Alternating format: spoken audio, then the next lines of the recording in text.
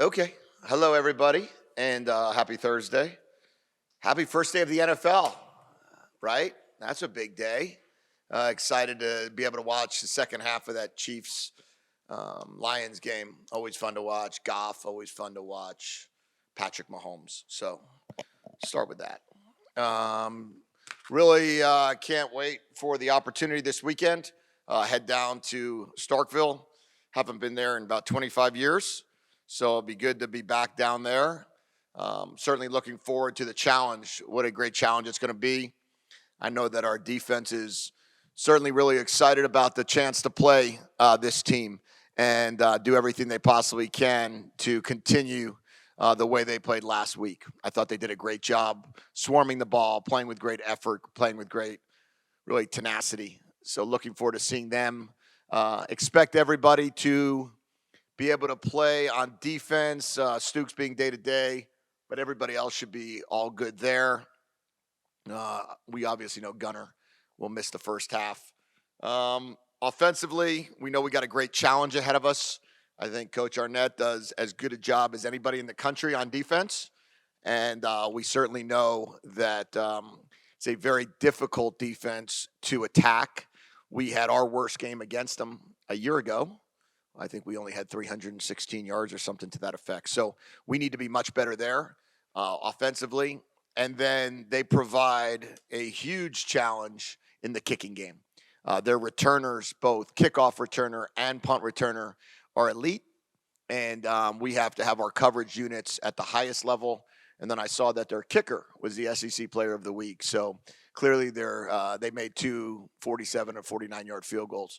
So I really believe that we're going into a great environment, a great SEC culture, and being able to bring our team there. Our guys are excited, ready, and willing for whatever's about to come our way.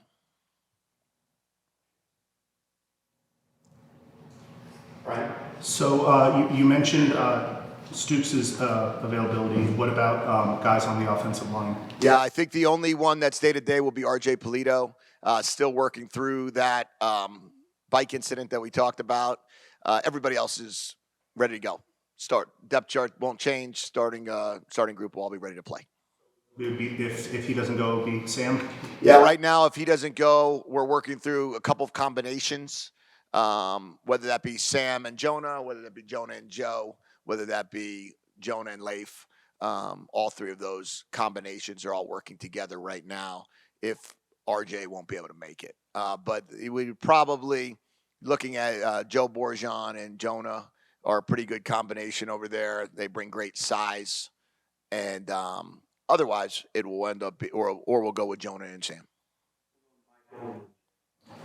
So you guys had only 53 plays the other day. You acknowledged that it was a weird game in a lot of ways, but you also said that the clock rules had some influence on that.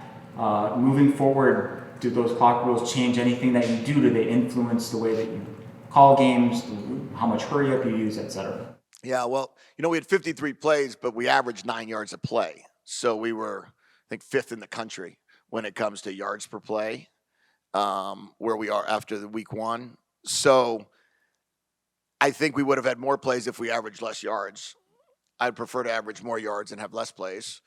I would prefer to be explosive if we can be explosive and score fast if we can score fast. I don't know if you necessarily count on the quarterback having a 50-yard run, or I don't know if you count on some of the plays that occurred in that game. A blocked field goal for a touchdown took away an offensive possession, because the defense is out, then the offense is about to go out, but then you block a field goal, you score, the offense doesn't go out again. So there were some parts to the game, Michael, that I think is just a rarity and won't happen again, that I think you'll get back up to that 65 to 70 play range. So I'm on record of saying I have no problem.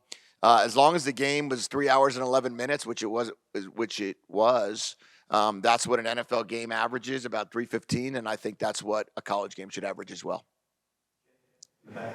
Jedd, is the reputation of the SEC as a league that has more, better, bigger linemen on both sides of the ball, is that a thing for the league as a whole, a thing at the top of the league with the Georgias and the Alabamas and the LSUs, or how do you guys look at it from the West Coast? Sure. Well, first of all, I think that these guys are in the top of the league. They were 9-4 last year. They finished third in the SEC West.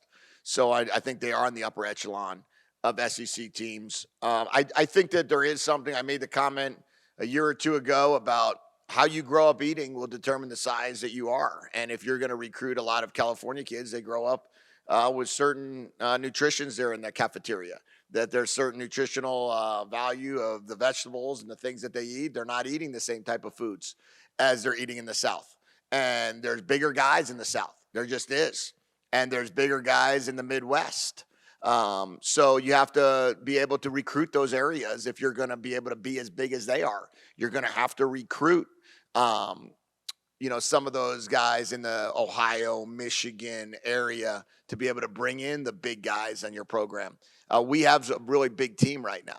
We've recruited Hawaii and brought in some big guys there. We've recruited Utah, brought in some big guys there. But if we're going to continue to be in that 315-pound, 6'4+ range of offensive and defensive linemen, you can see Bill Norton, one of our bigger players, was at Georgia, and he's from Tennessee. So we brought him in, brought him over to us. So we've got to just continue to recognize that there is a difference in size. And I do think that, big players win. So we're working very hard to become a big team. But we also recognize that there's some skill that we have, and there's some, you got to play together and see how good of a unit you can be. But when you put Polito out there next to Jonah, next to Morgan, next to we're pretty big up front as we are on the defensive side. When you look at Mississippi State and how they were able to run the ball last week, what makes them such an effective run offense compared to last year where it was more of a passing offense? Well, the first thing is you make a commitment to it, right? They made a commitment to being more balanced and a commitment to running the ball more.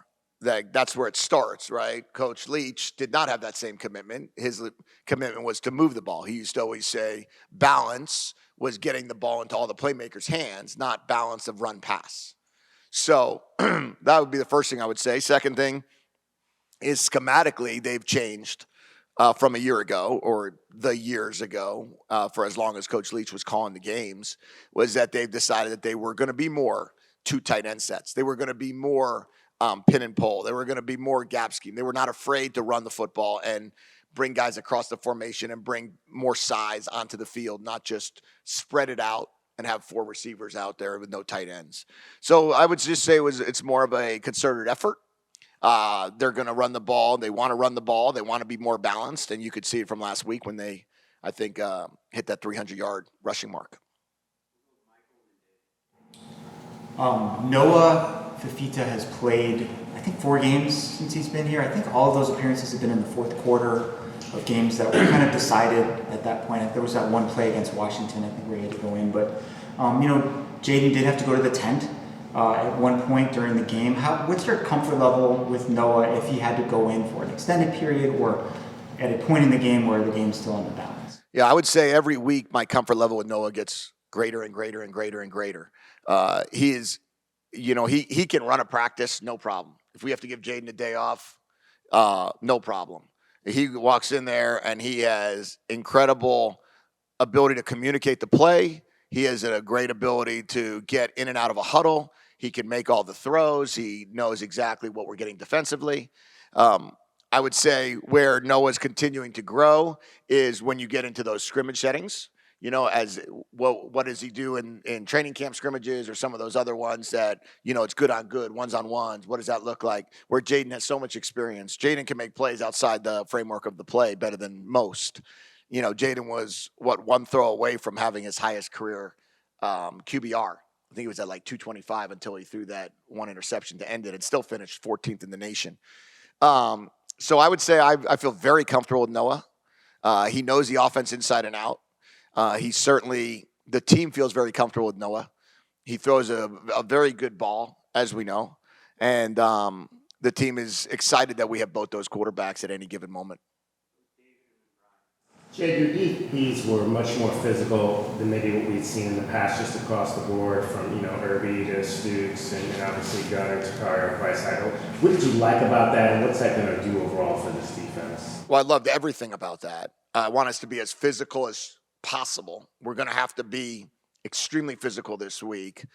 Coach Nansen and Coach Cecil, Coach Aquina, and Coach Richardson have done a remarkable job of changing the mentality and the mindset of the defensive backs, that you go in there and you hit every play, and you're not afraid to trigger, and you're not afraid to be aggressive, and you get after the runner, you get after the ball carrier, you get closer in coverage to be able to make those bang bang plays when it's when you're one-on-one situation. And I give the credit to those guys in terms of really locking in that mindset of physicality. And the more physical we can be as defensive backs, the better we'll be. That's a Seattle Seahawk trait of years ago when they were the Legion of Boom. And we would love to get to somewhere close to that mentality. Are there any concerns with the travel and body clocks and jet lag, time difference, anything like that? Yeah, we're just staying on Arizona time. So we won't change our clocks. We'll play at 4:37, and we'll treat it just like we're playing USC last year at 4:30. So nothing will change for us, and nor will our clocks. So our entire itinerary will be based on Arizona time, and just like we practice at 4 o'clock every day, we'll be playing the game at 4:30. So it'll be right in our wheelhouse. Like this is, as much as you don't want to look ahead to next year, a preview for the Big 12 where you're going to be leaving time zones more often? Did you talk to my wife about this? She asked me the exact same question last night. No, she said the same thing, that you're going to be traveling to Texas and you'll have a 2-hour time difference, and you'll have some of these time differences. And is this just an opportunity to see what it's like? Yeah, I think it certainly is a preview. I didn't give it much thought in regards to that. Really, I've looked at it as I've been in the NFL where you travel constantly in, going through time zones. So I've been on some staff, so we've just never changed the time. I thought that was the most successful way to do it.